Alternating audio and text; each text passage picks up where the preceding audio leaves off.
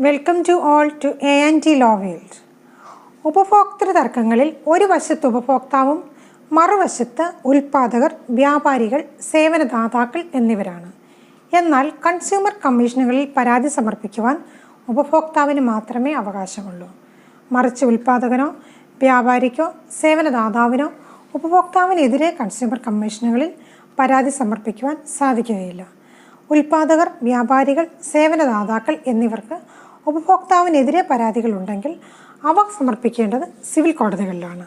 അതുപോലെ ഉൽപ്പാദകനും വ്യാപാരിയും തമ്മിലോ, മൊത്ത വ്യാപാരിയും ചില്ലറ വ്യാപാരിയും തമ്മിലോ, സേവനദാതാവും ഏജൻറ്റും തമ്മിലോ തർക്കങ്ങൾ ഉണ്ടായാൽ കൺസ്യൂമർ കമ്മീഷനുകളെ സമീപിക്കുവാൻ സാധിക്കുകയില്ല.